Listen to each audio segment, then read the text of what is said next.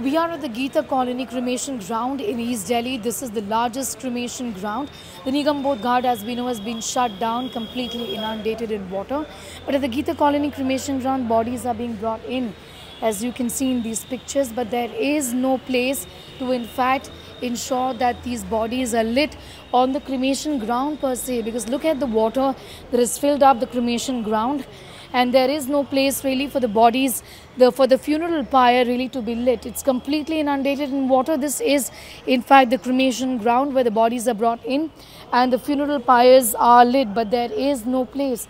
As a result of it, just next to the cremation ground on this main road right here is where the funeral pyres are being lit. It looks like there is no option there for the people who are bringing in the bodies of their loved ones, people who've died and are, as per the Hindu tradition, the funeral pyre is lit, but there is not much of an option for people here.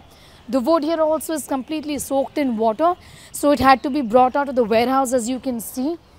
But this is what people are doing to give, in fact, to ensure that the last rites of their loved ones are carried out in a dignified fashion. The funeral pyre is being lit, but right outside of the cremation ground, as you can see in these pictures. These are people who've come in with the bodies of their loved ones, just managed to get in some dry wood for the pyre to be lit, but the funeral, the last rites are not being done at the cremation ground, but like I said, like at this road within the premises of the Geeta Colony cremation ground.